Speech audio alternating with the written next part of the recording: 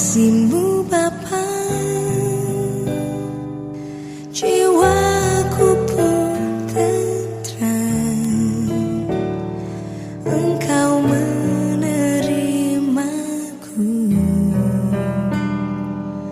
dengan sepenuhnya.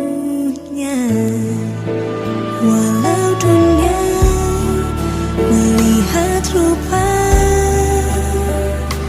namun kau memandangku sampai ke kedalaman hatiku. Tuhan, inilah yang ku tahu, kau mengenal hatiku jauh melebihi semua yang terdekat sekalipun. Tuhan, inilah yang ku mau, kau menjaga hatiku supaya kehidupan memancar senantiasa.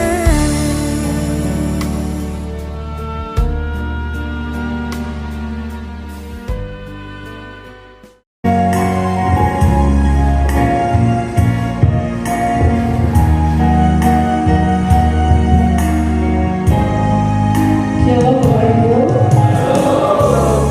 Tuhan, hari ini kami diberi kesempatan oleh Tuhan untuk boleh datang ke rumah Tuhan untuk memuji dan menyembah memuliakan nama Tuhan. Mari kita akan mengalami saat yang sejenak.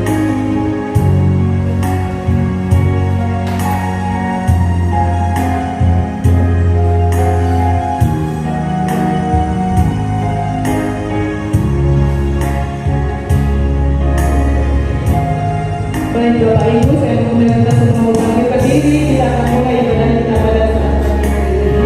Kita naikkan satu pujian kepada Tuhan. Tidak dengan tangannya hampa.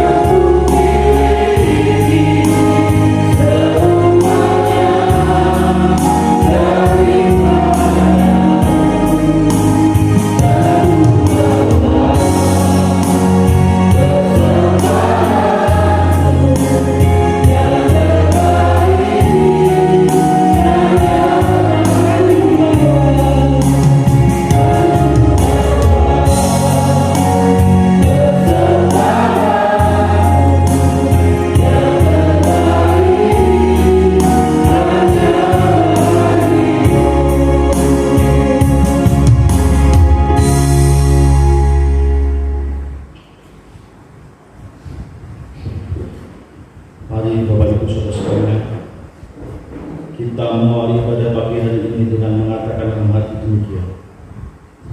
Di dalam nama Allah Bapa dan Anaknya Tuhan Yesus Kristus serta Roh Kudus yang menciptakan langit dan bumi, bawalah aku berjalan dalam hadirat-Mu dan ajarlah aku, sebab Engkau Allah yang menyelamatkan aku.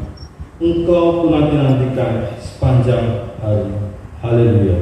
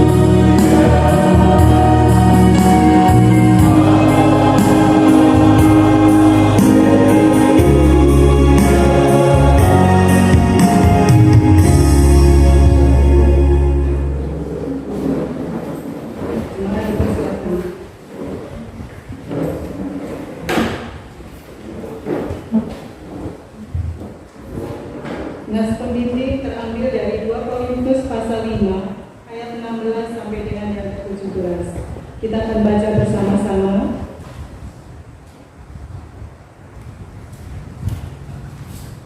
Korintus pasal 5 ayat 16 sampai dengan yang 17.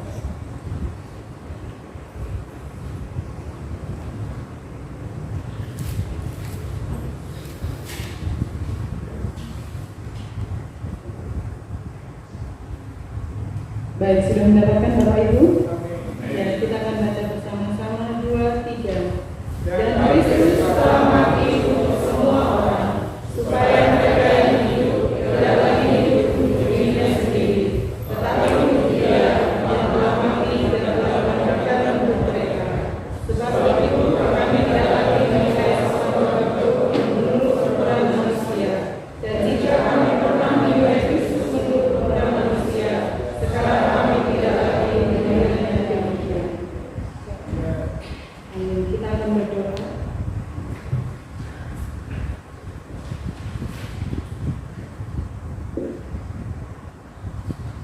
Tuhan, terima kasih. Kami bersyukur kepada-Mu pada hari ini karena Engkau begitu mengasihi kami, Tuhan. Hati kami sungguh bersyukur kepada-Mu karena perbuatan tangan-Mu yang begitu luar biasa dalam kehidupan kami. Bahwa Engkau adalah Allah yang turut bekerja hanya untuk mendatangkan kebaikan bagi kami. Tuhan Yesus, pada pagi hari ini bersama-sama kami datang kepada-Mu untuk memuji, menyembah dan memuliakan Engkau ya Tuhan. Kami datang tidak dengan tangan yang hampa, tapi kami datang dengan penuh ucapan syukur dari hati kami yang paling dalam. Dan kami rindu, kami mengharapkan Tuhan disenangkan dengan ibadah kami pada pagi hari ini, dengan pujian dan penyembahan kami, dengan doa-doa kami, dengan ketundukan kami untuk Dia mendengarkan firman Tuhan, bahkan dalam persembahan kami ya Tuhan. Bapa Surgawi, kami bersyukur atas kasih dan kebaikan-Mu. Kami serahkan ibadah kami pada pagi hari ini, dari awal sampai akhirnya ke dalam tangan Tuhan. Urapi kami setiap Tuhan pelayan pada hari ini. Biarlah Engkau yang memberkati kami, dan biarlah di tengah-tengah kami hanya nama-Mu yang dipuji dan dipermuliakan. Terima kasih ya Bapa Surgawi, di dalam nama Tuhan Yesus kami berdoa dan mengucap syukur. Amin. Bapak Ibu, saya mengundang kita semua untuk bangkit berdiri kembali. Kita akan pujikan Tuhan dengan penuh sukacita, memasuki gerbangnya dengan hati bersyukur.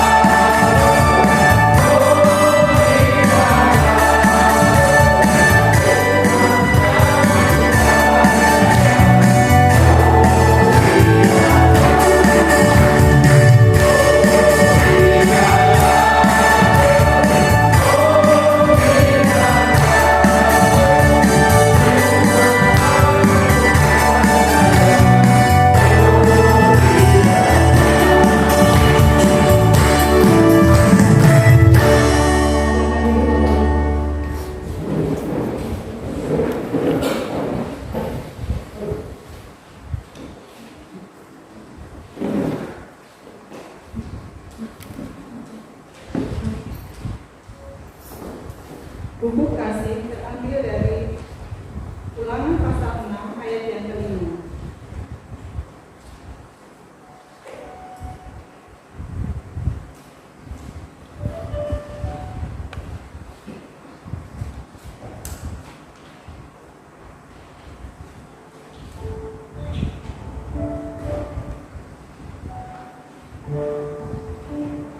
Ulangan 6 ayat yang kelima, demikian firman Tuhan. Kasihlah Tuhan Allahmu dengan segenap hatimu dan dengan segenap jiwamu dan dengan segenap kekuatanmu. Bapak Ibu yang terkasih dalam Tuhan, dalam kehidupan kita sehari-hari, terkadang kita tidak bisa mengasihi dengan tulus hati. Banyak hal dalam kehidupan kita yang kita lalui yang mungkin kita masih banyak melakukan dosa. Oleh sebab itu mari kita datang kepada Tuhan dalam doa penyesalan dosa, dan kita akan pujikan dengan satu pujian. Bapa, Engkau sungguh baik, betapa baiknya Tuhan, walaupun kita sudah berdosa, tapi Tuhan selalu mengasihi kita. Bapa, Engkau sungguh baik.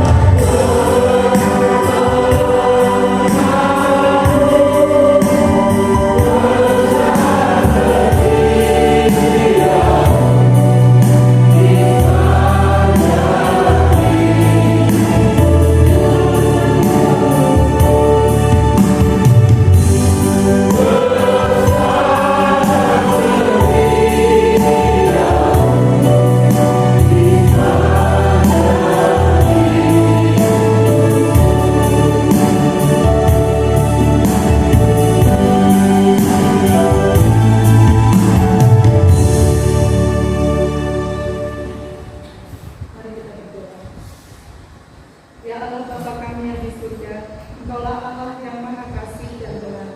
Kami mengakui kesalahan dan dosa kami. Ya Tuhan, ampunilah kesalahan kami, sebab besar kesalahan itu. Kasihilah kami ya Allah, menurut kasih setiamu. Hapuskanlah pelanggaran kami, menurut rahmat-Mu yang besar. Bersihkanlah kami seluruhnya dari segala kesalahan kami, dan tahirkanlah kami dari segala dosa kami, sebab kami sadar akan pelanggaran kami. Limpahkanlah kasih sayang-Mu kepada kami, dan berkatilah kami dengan pertolongan-Mu ya Tuhan, Allah kami, sumber sukacita kami. Amin. Puji Tuhan, Bapak Ibu. Dengarlah janji Tuhan atas pengampunan dosa-dosa kita. Sekalipun dosamu merah seperti kirmisi, akan menjadi putih seperti salju. Sekalipun dosamu merah seperti kirmisi, akan menjadi putih seperti salju. Sekalipun dosamu merah seperti kain kesumba, akan menjadi putih seperti bulu domba. Kemuliaan bagi Allah di tempat yang maha tinggi. Berita anugerah dan petunjuk hidup baru terambil dari 2 Korintus pasal 5 ayat 17 sampai ayat yang ke-20. Kita akan membaca secara responsoria. Saya menunggu Bapak Ibu untuk membuka Alkitabnya. 2 Korintus pasal 5 ayat 17 sampai ayat yang ke-20.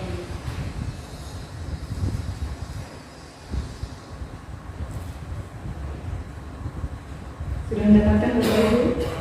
Ya, saya akan baca ayat yang ganjil, Bapak Ibu membaca ayat yang genap. 2 Korintus pasal 5 ayat 17 sampai 20, demikian firman Tuhan. Jadi, siapa yang ada di dalam Kristus, ia adalah ciptaan baru. Yang lama sudah berlalu, sesungguhnya yang baru sudah datang.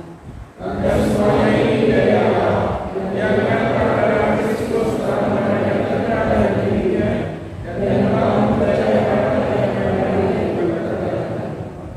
sebab Allah mendamaikan dunia dengan dirinya oleh Kristus dengan tidak memperhitungkan pelanggaran mereka.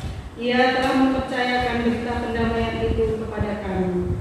Jadi kami adalah utusan Kristus, seakan Allah mengasihi kami dengan kebenaran kami. Dalam nama Kristus kami berkata, berilah diri mendamaikan dengan Allah. Puji Tuhan. Saya mengundang kita semua untuk bangkit berdiri. Kita akan memperbarui iman kita dalam pengakuan iman rasuli.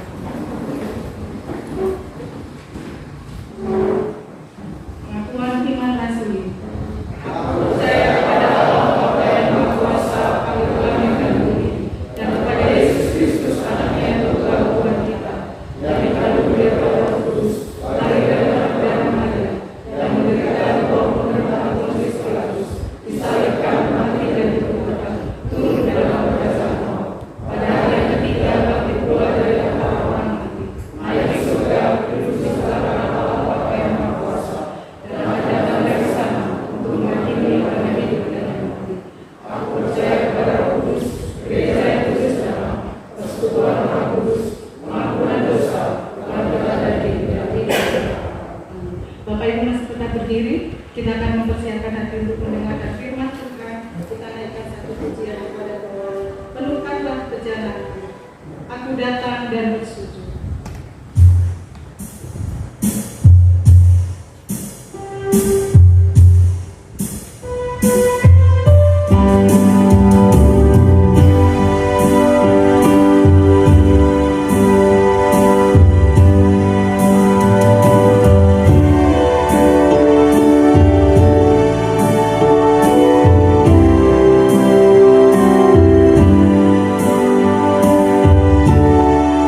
Ku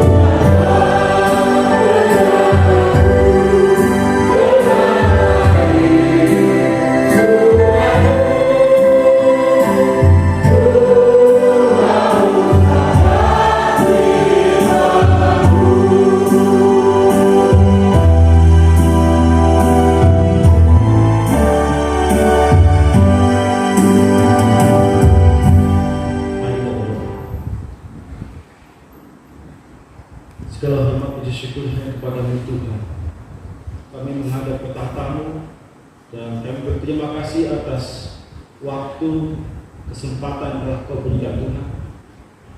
Saat ini kami hendak mendengarkan firman-Mu, merenungkan Tuhan, dan saat kami pulang mau menjadi pelaku-pelaku firman-Mu Tuhan.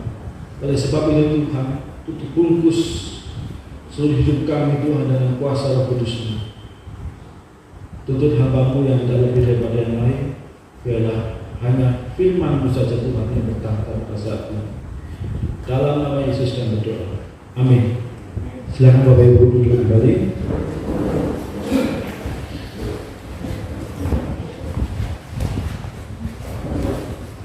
Shalom Bapak Ibu. Ya, saat ini kita akan mendengarkan firman Tuhan terambil dari Titus 2 ayat 1 sampai 10.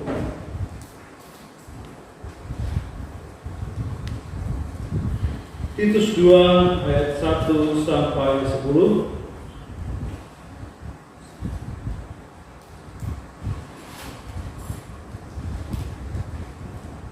Kita akan membacakan firman ini secara bergantian. Kaum pria yang ganjil dan kaum wanita yang benar. Kewajiban orang tua, pemuda dan hamba. Tetapi engkau berkatakanlah apa yang sesuai dengan ajaran yang sehat.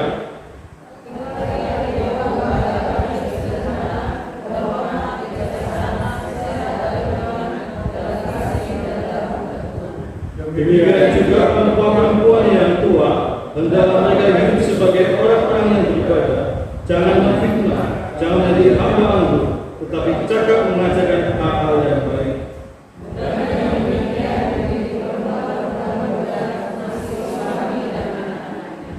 Hidup bijaksana dan suci, rajin mengatur rumah tangganya, baik hati dan taat kepada suaminya, agar firman Allah jangan dihujat orang.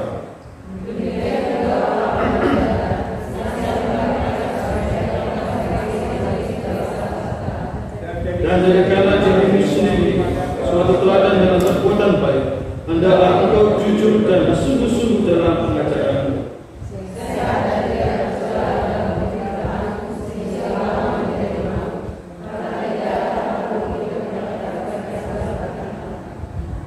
Hamba-hamba adalah taat kepada tuannya dalam segala hal dan berkenan kepada mereka, jangan membantah.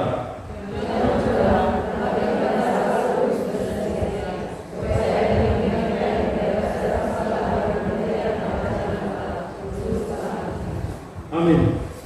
Tema yang diberikan kepada saya oleh majelis itu adalah tentang kesederhanaan. Tema yang sederhana tapi tidak sederhana itu saat menyampaikannya. Kenapa Bapak Ibu? Karena sederhana menurut saya.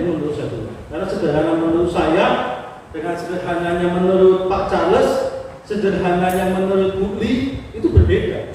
Gitu. Tidak ada ukuran yang pasti. Ya, kalau seorang teknik itu semua itu dibuat untuk diukur. Tidak ada ukuran yang pasti. Kalau kita mengatakan sederhana, hidup sederhana itu seperti apa? Tetapi karena tidak untuk dibanding-bandingkan, itu adalah pergumulan pribadi kita terhadap Tuhan dan terhadap pertanggungjawaban kita, maka patokan kita adalah kesederhanaan itu kita belajar dari Tuhan Yesus, di mana Dia yang memiliki segalanya. Dia mau turun ke dunia, Dia taat, Dia lahir dengan gelombang, Dia tidak memakai segala hal yang Dia miliki. Sebenarnya Dia bisa memiliki segalanya, dan Dia tak sampai Dia mati di atas kayu salib. Kalau patokannya itu dan bagaimana kita hidup saat ini, tentu saja dengan budaya yang saat ini, kalau kita lihat di media sosial itu banyak sekali hidup hedonisme yang dipamerkan, gitu ya. Bagaimana dia misalnya punya mobil baru, lalu dia dilihatkan di TikTok atau di YouTube dan sebagainya, mereview, lalu bagaimana dia untuk mencari follower dan sebagainya. Sehingga kebanyakan orang memiliki tujuan hidup yang menjadikan materialisme itu adalah segala-galanya, menjadikan kekayaan itu adalah tujuan hidup mereka. Kita tidak menutup kemungkinan bahwa segala sesuatu butuh uang, tapi uang itu bukan segala-galanya. Nah, surat Paulus kepada Titus itu adalah surat untuk mendidik jemaat Kreta, mendidik jemaat Kreta. Next, Pak. Jadi penulisnya Paulus, penerimaan itu untuk seorang yang dipercayakan untuk memimpin jemaat Kreta, untuk menyampaikan kepada jemaat Kreta itu agar mereka hidup yang penuh kesederhanaan atau pengendalian diri sebenarnya. Dan saat itu kebetulan saya sengaja memakai belangkon karena saya juga termasuk orang yang mencintai budaya Jawa. Bukan karena saya hanya orang Jawa, tapi memang karena kebetulan saya dilahirkan dari budaya Jawa dan saya belajar budaya Jawa, mencintai budaya Jawa. Belangkon itu salah satu filosofinya itu adalah pengekan kepala laki-laki. Jadi walaupun belangkon itu menunjukkan strata seseorang di zaman dulu, tetapi sesungguhnya filosofi belangkon itu adalah karena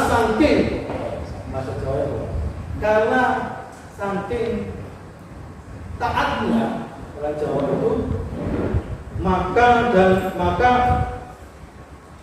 ikat kepala itu yang sangat sederhana itu menunjukkan ketaatan terhadap pengendalian diri, terhadap kehambaannya dia, terhadap emosionalnya dia. Jadi kalau orang Jawa dulu itu sering gondrong rambutnya, panjang rambutnya, tapi dia tidak akan membiarkan rambut itu keluar. Dia akan menggulung dan menutupi dengan belangkon. Kalau dia marah baru belangkon dilepas dan rambutnya keluar. Jadi dia tidak akan membiarkan rambutnya itu terurai panjang dan menunjukkan emosional dia. Karena apa? Dia diingatkan dengan dia. Itu saya membaca ceritanya, gitu ya. Entah benar dan tidak, tapi filosofinya bagus. Maka filosofi Jawa itu masuklah filosofi lain. Kalau di Islam, karena ada dua keping belakang ini, dimasukkan filosofi dari umat Islam, gitu ya. Tentang bahwa sahadat tidak bisa terpisahkan. Jadi ada dua sahadat. Itu dimasukkan filosofi Jawa dari Hindu dan Islam. Tapi saat kita melihat di surat Titus ini, maka butuh pengekang hidup kita untuk kita melaksanakan perintah atau panggilan hidup orang Kristen. Kenapa tema kesederhanaan itu adalah panggilan hidup orang Kristen? Karena saat kita menerima Kristus, Bapak Ibu, mau tidak mau kita menjadikan Kristus sebagai Tuhan dan jadi panutan. Saat Kristus mau meninggalkan segala kekayaannya dan turun ke dunia, maka kita harus menjalankannya. Cerita demi cerita, surat Paulus kepada Titus itu kenapa ditulis? Karena di jemaat Kreta itu pada saat itu jemaatnya itu bukan ngomongin jemaat di sini ya dan di umumnya ya, ini jemaat Kreta Bapak Ibu. Ya. Mereka itu adalah orang yang rakus. Ya, di sini katakan di Titus 1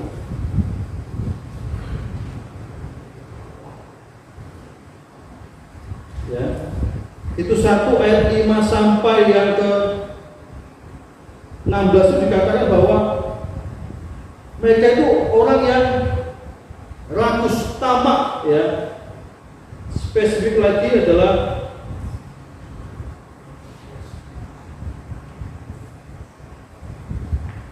ayat 10 dan seterusnya. Karena sudah banyak orang hidup tidak tertib, terutama di antara mereka yang berpegang pada hukum sunat. Dengan omongan yang sia-sia mereka menyesatkan pikiran.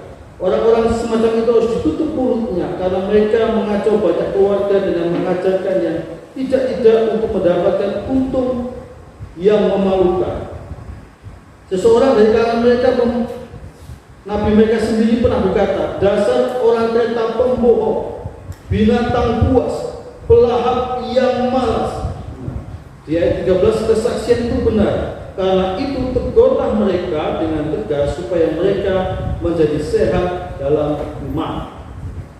Jadi dari ayat Titus 1 ayat yang ke-12 dikatakan bahwa kondisi jemaat di sana adalah dia pelahap, peminum, dan mencari keuntungan sendiri. Maka Paulus menegur Titus untuk mendidik jemaat Kreta agar jemaat di Kreta itu hidup meneladani Kristus, memikirkan hal yang utama.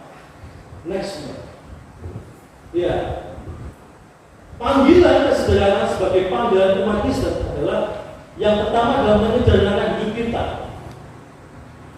Jadi saat kita menyederhanakan hidup kita, itu akan memperkuat iman kita dan membantu kita lebih dekat dengan Allah. Kenapa Bapak Ibu? Karena saat kita hidup sederhana, kita akan memikirkan yang utama. Sebenarnya apa yang Tuhan inginkan? Lalu kita akan yang kedua menyederhanakan hubungan kita. Kita akan memikirkan yang utama di dalam hubungan sosial kita. Kita tidak menggolong-golongkan orang yang satu dengan yang lain. Oh, dia golongan misalnya konglomerat, dia golongan ini, golongan tidak. Itu akan menyederhanakan hubungan sosial kita, bahwa kita itu sama jemaat Tuhan di dalam Kristus. Amin, Bapak Ibu. Tidak ada perbedaan di sana. Dan itu akan menyederhanakan pandangan kita. Ya. Kita akan bisa memilah-milah mana yang penting, mana yang tidak penting, mana yang harus kita kerjakan dalam hidup kita yang katanya sesaat, sehingga kita tidak berjibaku dengan kegiatan yang menurut kita melelahkan, tetapi itu tidak hal yang utama. Ya, tadi saya katakan bahwa mendisiplinkan diri dalam mengendalikan keinginan yang berlebih itu, atau kata lain sederhana itu, bukan untuk dibanding-bandingkan, tetapi apa Bapak Ibu? Dia berperang melawan diri sendiri. Orang Kristen yang hidup dalam kesederhanaan berperang melawan keinginan duniawi untuk mempertahankan kesederhanaan. Jadi tidak ada patokan bahwa sederhana menurut saya dan saudara Pak Charles itu sama. Tetapi saat kita hidup dan menuhankan Kristus, kita akan melihat dari kita sendiri bahwa ini sebenarnya penting. Itu pergulatan dalam diri sendiri. Sebenarnya ini kebutuhan atau keinginan. Sebenarnya ini memuliakan Tuhan tidak sih?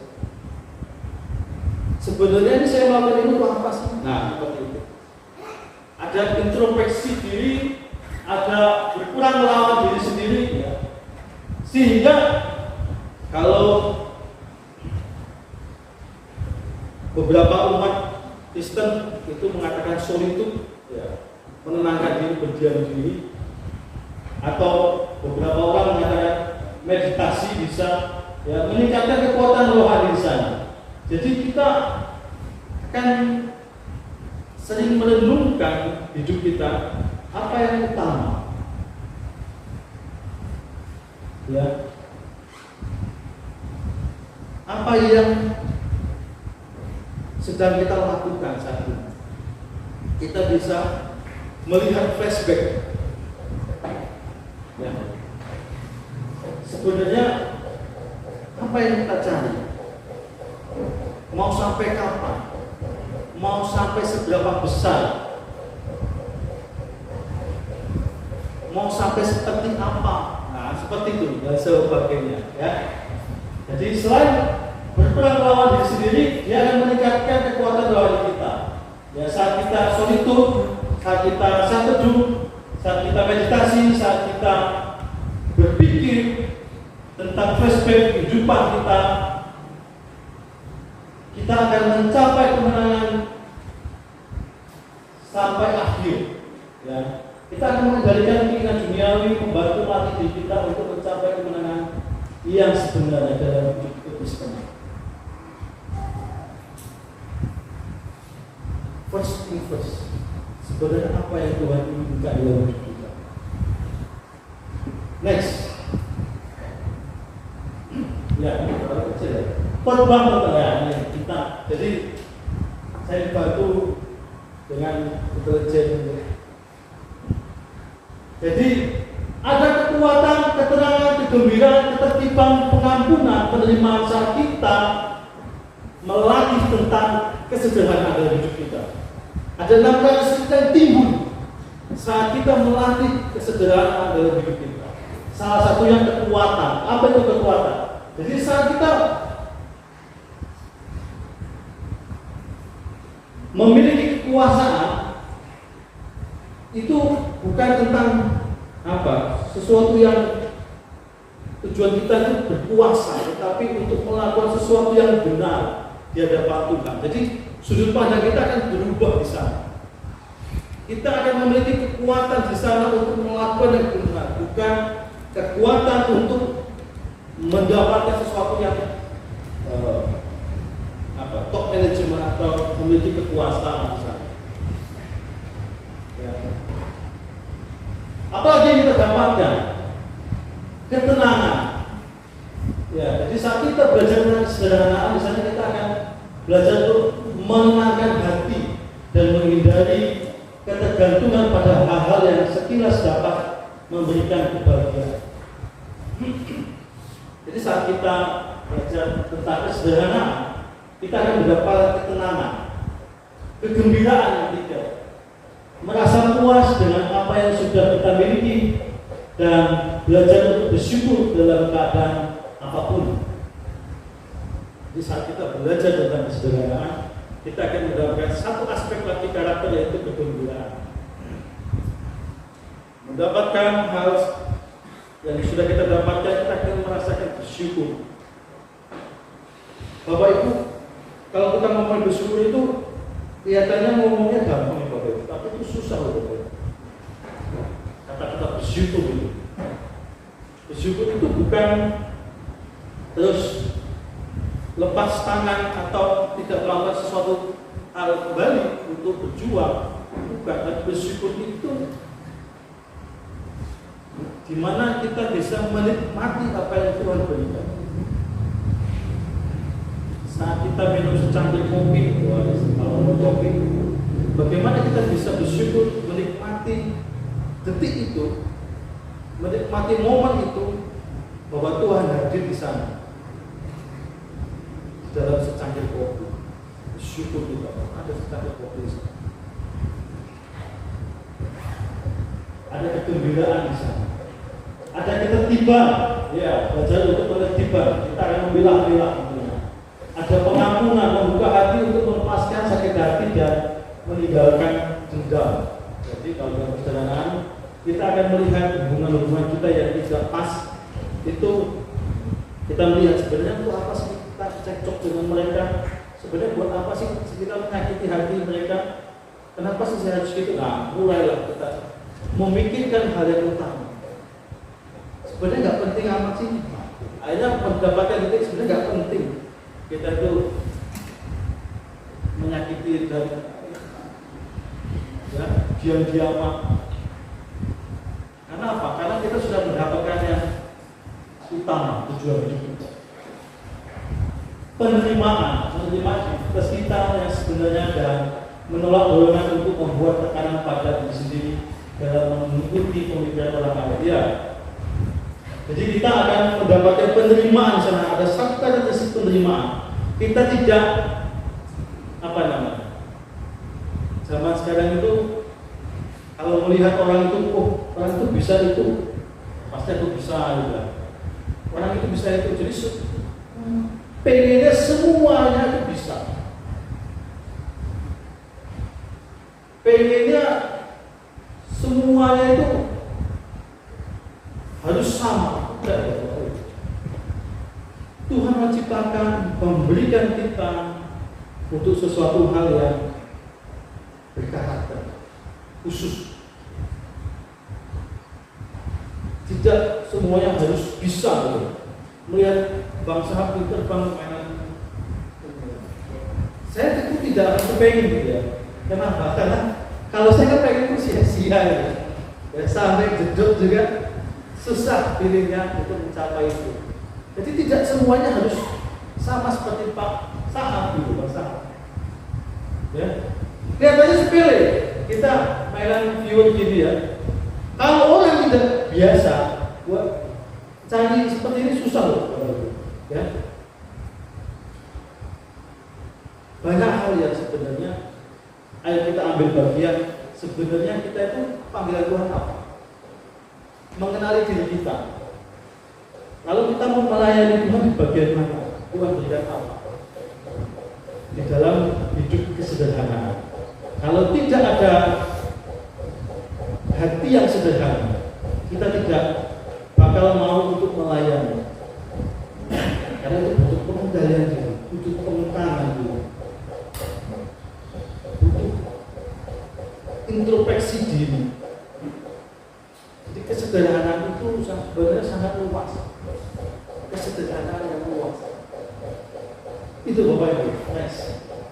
Kesederhanaan dalam hubungan sosial ya, terus kalau itu menjadi hubungan yang provokasi tentunya. Kenapa? Karena tadi saya katakan, ya, memahami, mendengarkan pandangan orang lain untuk menjadi hubungan yang langgeng. Jadi, misalnya, saya pernah nonton, ya, di Facebook atau di YouTube juga lupa.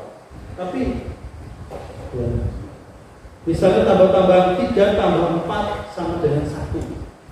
Terus 3 tambah 4 1 betul nggak Bapak Ibu? Salah gitu ya. Kalau kita melihat sudut pandang kita salah, tapi kalau kita mau mendengarkan maksudnya apa? 3 tambah 4 3 kali tambah 4 kali sama dengan 1 dengan 2. Betul nggak Bapak Ibu? Nah. Jadi sebenarnya daripada kita menjudgment salah, lebih baik kita bertanya maksudnya apa. Nah, itu akan terjadi jika kita mau mendengarkan orang lain dan tidak menjudge orang lain. Jadi bersikap terbuka dan belajar untuk bertoleransi pada pandangan orang lain. Seperti itu Bapak Ibu. Menjaga kata-kata yang kita ucapkan. Ketika kita berbicara dengan orang lain, kita perlu memikirkan kata-kata yang akan mempengaruhi orang tersebut. Jadi saat ada pengendalian di sana, kita mulailah mengendalikan kata-kata kita dan seterusnya. Akan menghasilkan jadi gini. Kesederhanaan itu bergulat dalam diri kita, bergulat dalam ruang lingkup kita, tetapi dia akan membuahkan kelingkungan luar. Buah-buah roh. Jadi akan menimbulkan apa Bapak Ibu? Menimbulkan cinta kasih pada sesama. Jadi orang Kristen yang hidup dalam kesederhanaan mencintai sesama dengan kasih Allah dan memberikan diri mereka pada orang yang membutuhkan. Jadi akan ada buahnya. Jadi dalam pergulatan kesederhanaan itu misalnya gajinya 15 juta, dia sudah bergulat dalam hidupnya bahwa cukup saya menghabiskan 1 bulan itu 5 juta itu untuk saya tabung atau investasikan. Nah, 5 juta itu untuk besar sosial karena jadi dalam pergulatan itu akan timbul 5 juta gitu ya. Harapannya gaji 15 juta. Cinta kasih pada sesama kita. Ya, Bapak Ibu. yang membutuhkan. Ya, jadi mereka memperhatikan kasih dan dermawanan pada mereka, bukan kepentingan pribadi, tapi kepentingan orang lain. Dan dia akan menghasilkan menjadi pelayan-pelayan. Orang Kristen yang hidup dalam kesederhanaan akan menghadirkan hidup mereka untuk melayani sesama. Jadi Bapak Ibu, saat mendapatkan firman Tuhan ini dan ditegur oleh surat Paulus kepada Titus bahwa kita jemaat Kristen bukan hanya di Kreta, tapi saat ini juga bahwa kita hidup sederhana, maka kita harus menjadi pelayan, Bapak Ibu. Nah, maka saat ini mulai pikirkan Bapak Ibu, langsung saja Bapak Ibu mulai memilih, saya itu melayani apa di gereja ini. Ya. Misalnya butuhnya apa di sini? Oh, saya ahlinya administrasi, saya akan membantu administrasi di sini. Oh, saya ahlinya sound system, saya akan belajar sama Pak David untuk membantu Pak David di sound system di gereja. Sehingga kalau Pak David misalnya lagi dinas luar, tidak bersusah lagi mencari orang. Oh, saya ada bakat itu bermain musik, sehingga saat petugasan musik sudah tidak ada lagi dinas di luar sana, langsung ada penggantinya. Itu Bapak Ibu ya. Oh, saya bisanya ngomong ya, saya ngomong ya, saya bisa gitu. Kalau sudah di sini, mati ya. Gitu ya Bapak Ibu. Ada bakatnya sendiri-sendiri Bapak Ibu. Gak usah pengennya semuanya bisa. Tuhan sudah kasih spesifik. Kenali dan menjadikan hati kita menjadi pelayan. Ya, dalam keluarga akan menjaga konflik Bapak Ibu. Belajar untuk menjaga pikiran positif akan menimbulkan hal positif di dalam keluarga. Akan memiliki waktu yang berkualitas bersama di dalam kesederhanaan di dalam keluarga. Tidak perlu kalau mau healing itu ke Bali misalnya. Tidak perlu ke Singapura. Di dalam rumah kita saat kita hidup di dalam kebersamaan kita menjadikan waktu-waktu itu berkualitas. Itu Bapak Ibu.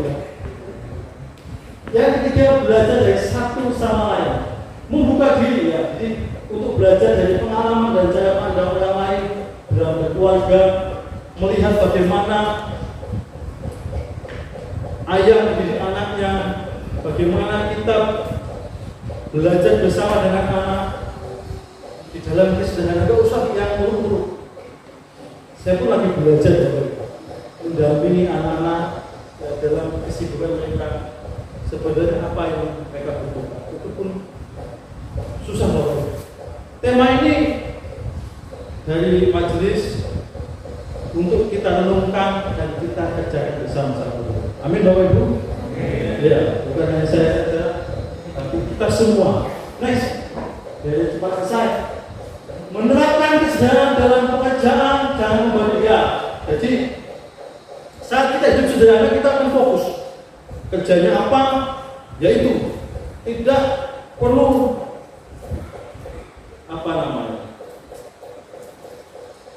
memikirkan pekerjaan orang lain.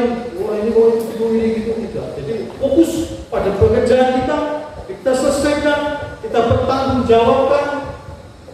Ya, kita tahu prioritas kita, maka kita akan mendapatkan produktivitas yang lebih besar dan tidak membanding-bandingkan orang lain. Kenapa Bapak Ibu? Karena sekali lagi kita itu berbeda, tapi kita satu, yaitu apa? Untuk menjadi pelayan-pelayan Kristus, meneladani Kristus dalam kesederhanaan.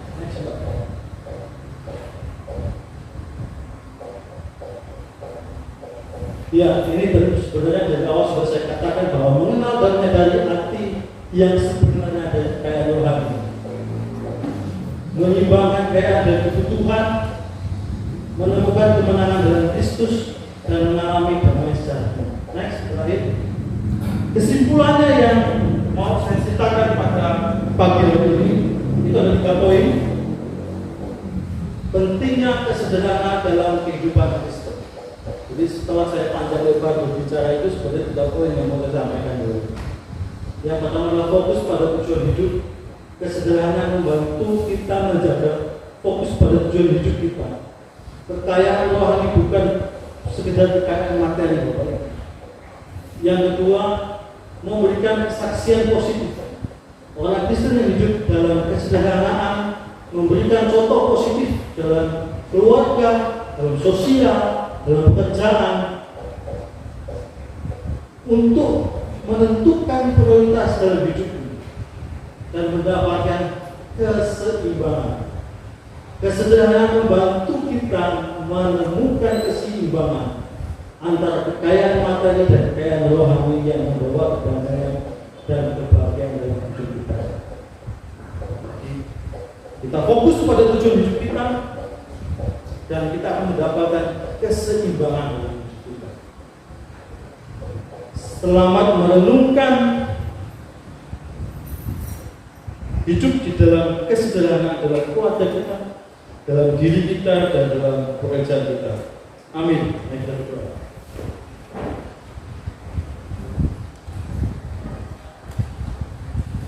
Terima kasih Bapak untuk perenungan firman-Mu pada pagi hari ini. Terima kasih untuk contoh yang telah Kau berikan, di mana Engkau dalam segala kekayaan, di dalam segala keterpunyaan Tuhan, karena Engkau pemilik dari segalanya, tapi Engkau mau hadir di dunia ini. Engkau mau hidup sederhana Tuhan. Engkau mau membasuh kaki murid-murid-Mu Tuhan.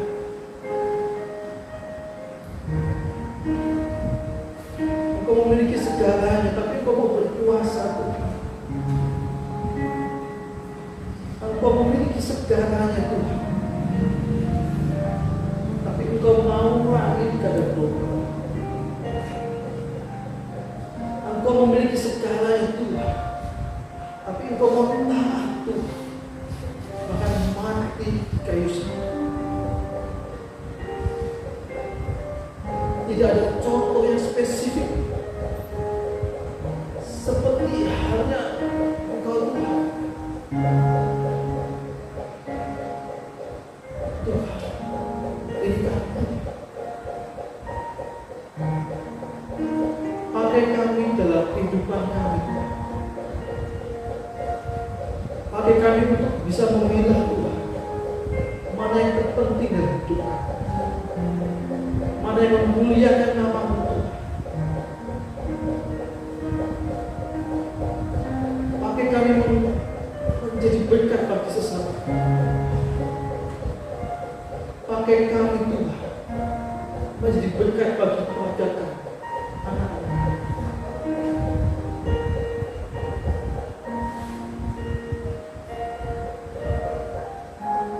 Pakai kami Tuhan. Biarlah firman-Mu terus bergema Tuhan, terus bergema dalam pikiran kami, terus bergema dalam hidup kami Tuhan, sehingga kami boleh melakukan firman, hidup di dalam kesederhanaan. Amin.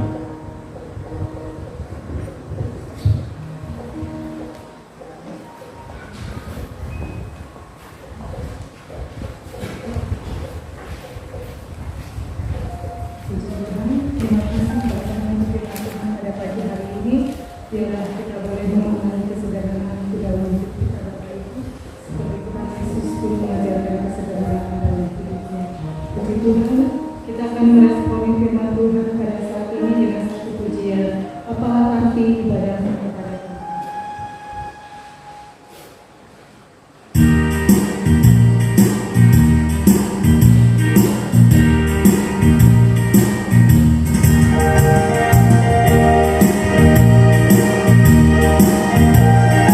Apa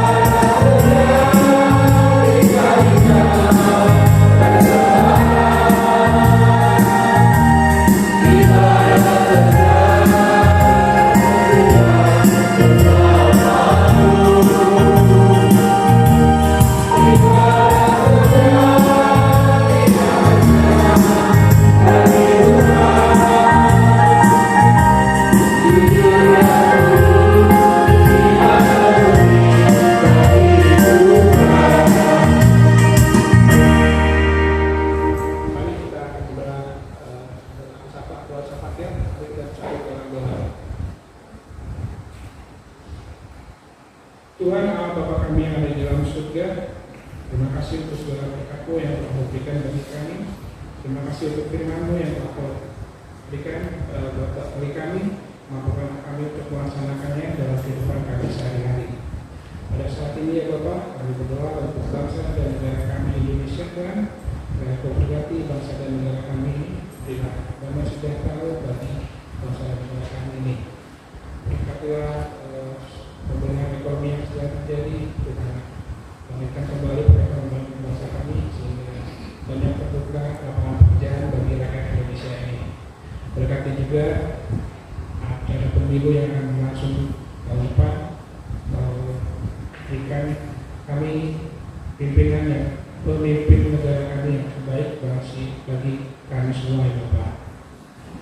Kami juga berdoa untuk Supergroup ya Bapak, Supergroup kami di mana kami berada untuk mendapatkan rezeki yang dari-Mu. Berkatilah Supergroup kami di sini Tuhan, sehingga bisa berkembang kembali, bisa semakin maju usaha kami ini. Berkati para pemimpin kami yang mengambil kebijakan, beri mereka hikmat-Mu sehingga mereka bisa membawa Supergroup kami kembali ke arah yang lebih baik dan lebih maju. Berkati kami sebagai orang yang percaya tinggal di sini dan berkarya di sini, biar kami bisa menjadi saksi-saksi-Mu melalui pekerjaan kami di Supergroup kami di sini ya Bapak. Kami juga berdoa untuk gereja-gereja dan gereja Kristen di dunia ini. Tuhan berkatilah gereja-gereja yang bumi ini, biar mereka bisa menjadi saksi-saksi-Mu melalui pelayanan-pelayanannya, bisa bersuara di saat ada kebenaran dan juga membawa kemuka ya Bapak. Kami juga berdoa untuk yayasan Kristen melalui baik dari kesehatan maupun pendidikan, dan berkatilah mereka dengan mereka bisa memberikan dampak positif bagi masyarakat sekitar melalui pelayanan mereka, baik itu dari rumah sakit maupun sekolah-sekolah Kristen yang bisa memberikan pelayanan yang terbaik bagi masyarakat sekitar ya Bapak. Kami juga berdoa untuk GPM Bapak, tempat di mana kami kumpulkan untuk beribadah, bersekutu bersama dan berkati GPM ini. Berkati semua setiap jemaat yang ada, biar kami bisa saling mengasihi, saling menyayangi, saling membangun memberikan pelayanan di tempat ini. Berkati setiap program-program yang ada yang disusun oleh majelis sehingga bisa terlaksana dengan baik ya Bapak. Bapak, kami juga berdoa untuk panitia pemanggilan pendeta yang baru. Tuhan berkati panitia, setiap anggota panitia sehingga bekerja dengan sepenuh hati dan tanggung jawab. Tuhan juga berikan kami pendeta yang baik menurut untuk pelayanan di tempat ini. Demikian juga panitia Natal sudah bekerja. Tuhan berkati pekerjaannya sehingga bisa terlaksana pelayanan kami di tempat ini dengan baik. Berikan kecukupan dana yang dibutuhkan ya Bapak. Terima kasih ya Tuhan. Kami juga berdoa untuk jemaat-jemaat kami di sini, jemaat kami pada minggu ini akan merayakan ulang tahunnya.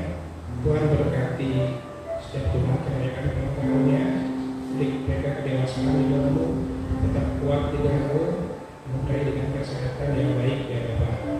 Demikian juga kami berdoa untuk anak-anak kami yang sedang bersekolah dari TK hingga perguruan tinggi. Tuhan berkati anak-anak kami ini, memudahkan dengan kecerdasan dan ketekunan, kerendahan hati dan kejujuran, serta semangat mereka untuk menyelesaikan studinya dengan baik ya Bapak.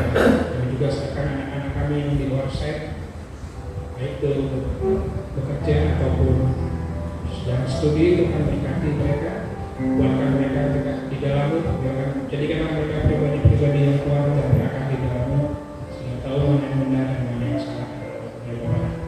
Bapak, kami juga berdoa untuk para pemuda-pemudi kami yang menunjukkan pasangan hidup. Tuhan berkati mereka, berikan mereka pasangan hidup yang salah, pasangan hidup yang takut akan Engkau ya Bapak.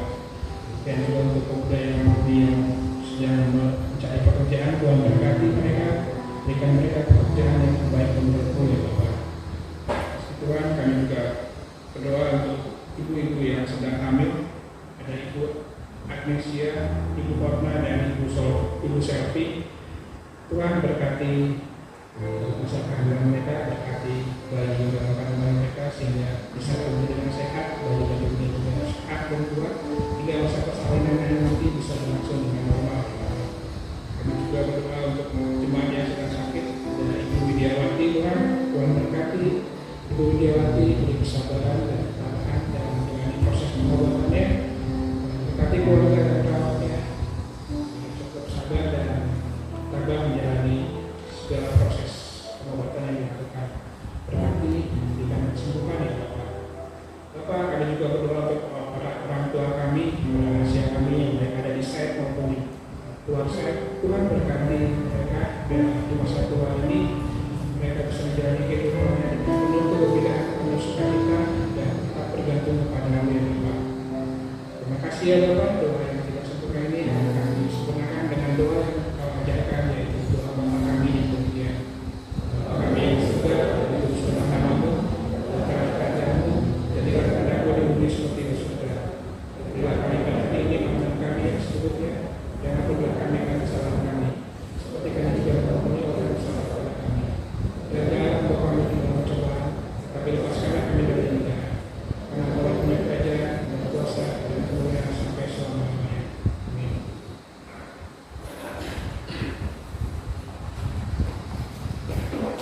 Puji Tuhan. Bapak Ibu, kita akan mempersiapkan persembahan kita.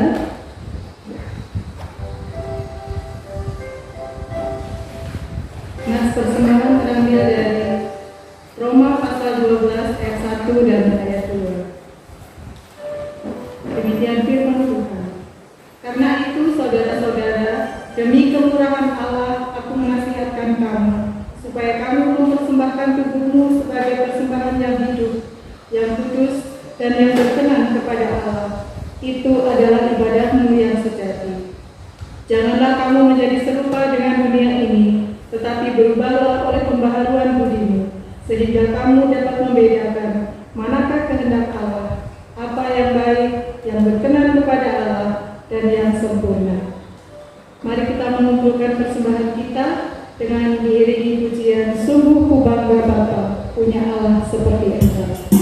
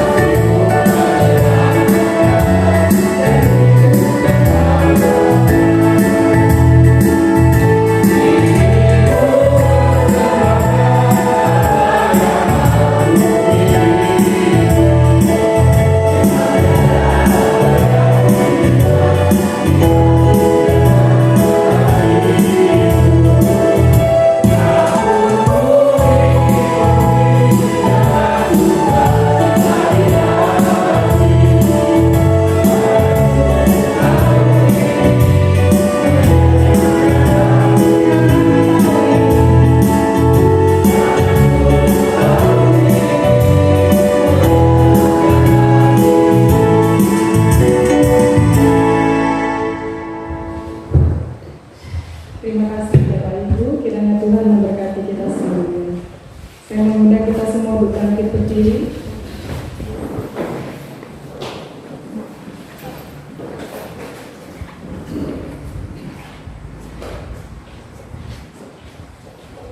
Syukur kami naikkan kepada-Mu ya Bapa di surga, atas kasih dan kebaikan-Mu dalam kehidupan kami. Kami boleh bersama-sama mendengarkan firman-Mu, dan biarlah Engkau boleh menuntun kami dalam kesederhanaan hidup kami. Tuhan Yesus, saat ini juga kami bersyukur kami boleh diberi kesempatan untuk mempersembahkan sebagian dari penghasilan kami ya Tuhan. Biarlah Engkau memberkati persembahan ini ya Tuhan Yesus, supaya persembahan ini boleh memberkati pekerjaan Tuhan, khususnya yang ada di POPPM ini. Berkati hamba-Mu yang mengelola persembahan ini ya Tuhan Yesus. Terima kasih Tuhan. Kami juga mohon kiranya Engkau mengalirkan berkat-Mu dalam kehidupan kami melalui pekerjaan kami ya Tuhan.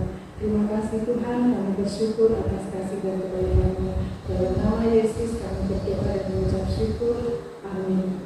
Silakan dulu Bapak Ibu. Kita akan bersama-sama mendengarkan khotbah jemaat.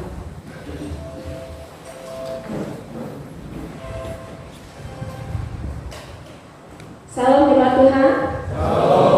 Puji nama Tuhan. Hari ini warta jemaat kita, warta keuangan untuk 1 minggu terakhir, total persembahan ada 1.691.500.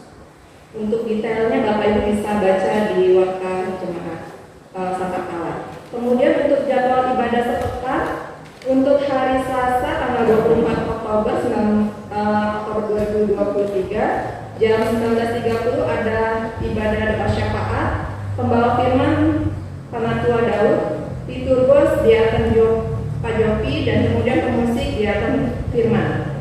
Lalu untuk Rabu tanggal 25 Oktober jam 7.30 ada sermon persiapan pelayanan minggu pukul 7.30 di gereja, 7.30 malam. Lalu Kamis tanggal 26 Oktober 2023 jam 19.30 atau jam 7.30 ibadah keluarga dengan pembawa firman Diaken Kandus, Liturgos Ibu Sri Hidayati, dan pemusik Bapak Siswanto. Lalu untuk Jumat tanggal 27 Oktober jam 19.30 ada 2 kegiatan, yaitu remaja, ibadah remaja, pembawa firman Ibu Hesti dan Liturgos Isa, pemusik remaja. Untuk yang kedua ibadah wanita, pembawa firman Bapak David William, Liturgos Ibu Nunung, pendoa syafaat Ibu Jani Ikawati, dan pemusik Saudara Rudolf. Pada hari Minggu tanggal 29 Oktober jam 9.30 sekolah minggu, pembawa firman Diaken Tega dan Ibu Yokebet, Liturgos Saruni dan Mbak Dian, kemudian pemusik Bram. Pelayan ibadah untuk minggu tanggal 29 Oktober 2023, pembawa firman untuk pagi hari Bapak Gamaliel dan Puji, dan untuk sore hari Diaken Suraya. Lalu untuk imam dan doa syafaat Diaken Yopi untuk pagi hari, dan sore tidak langsung oleh Diaken Suraya. Lalu untuk Liturgos Ibu Risma Pardede pada pagi hari, dan untuk sore Ibu Hesti. Pemusik Penatua Daud Sularsono, untuk sore Bapak Siswanto. Warta jemaat Diaken Haman. Lalu untuk LCD pada pagi hari Miracle, dan sorenya Yeremia Rio. Untuk pengumuman Bapak Ibu, yang pertama segenap majelis Jemaat POP GPM mengucapkan terima kasih kepada seluruh pelayan yang mengambil bagian dalam pelayanan ibadah pada hari ini. Lalu persembahan untuk minggu depan diadakan 1 kali untuk kas gereja. Yang ketiga, berita duka cita telah meninggal dunia Ibu Suyatmi, ibunda dari Bapak Ismet Arimatea dan Bapak Daud Sularsono pada hari Selasa 17 Oktober 2023 pukul 18.30 waktu Indonesia Barat di Sibawono. Kiranya Tuhan memberikan penghiburan dan kekuatan bagi keluarga yang ditinggalkan. Kemudian pengumuman berikutnya akan diadakan ibadah penghiburan bagi keluarga Bapak Ismet Arimatea dan Bapak Daud Sularsono pada hari Senin pukul 19. Waktu Indonesia Barat bertempat di kediaman Bapak Ismet Blok F Lama.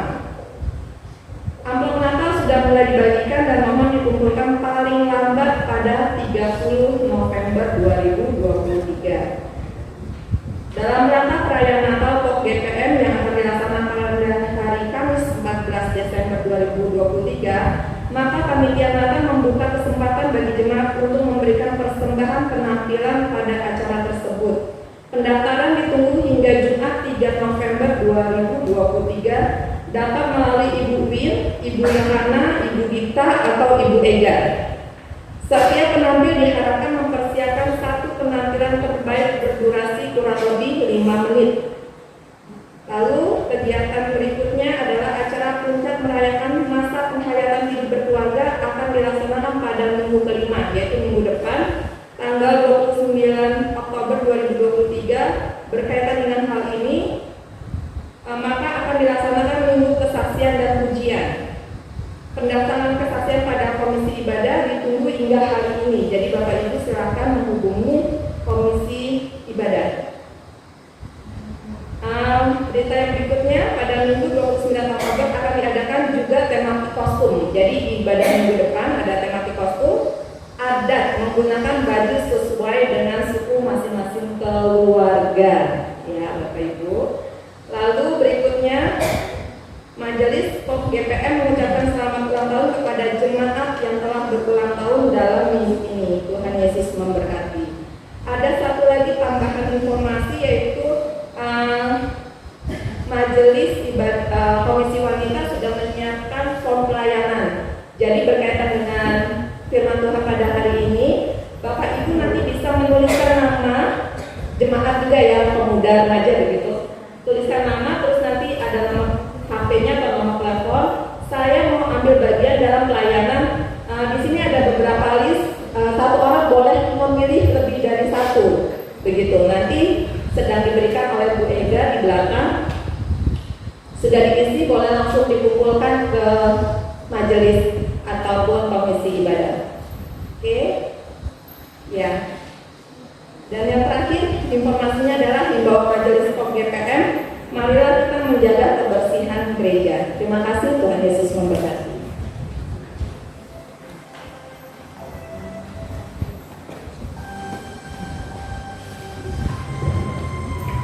Baik Bapak Ibu, saya mengundang kita semua untuk bangkit berdiri.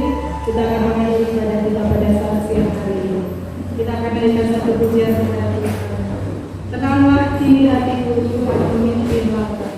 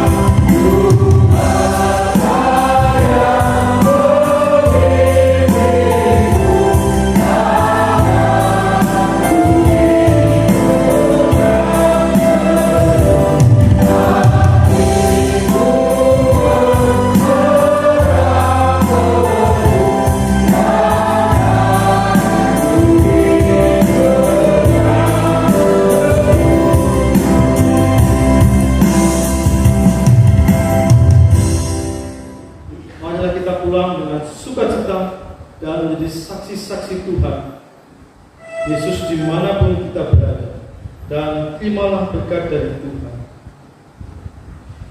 Tuhan memberkati dan melindungi kita. Tuhan menyinari kita dengan wajah-Nya dan memberi kita kasih karunia. Tuhan menghadapkan wajah-Nya kepada kita dan memberikan kita damai sejahtera. Amin.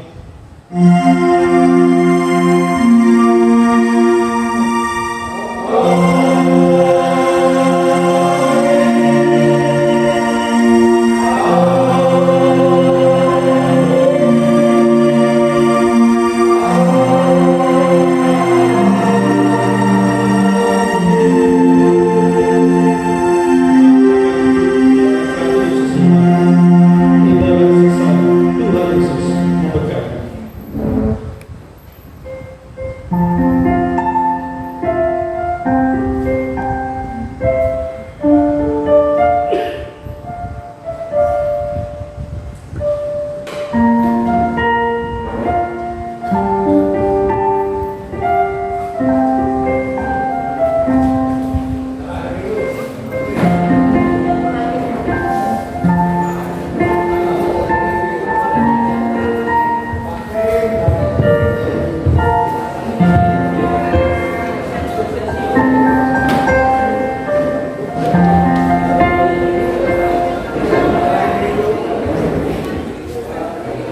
Bapak Ibu, form pelayanannya tolong diisi dan langsung dikumpulkan ya. Terima kasih.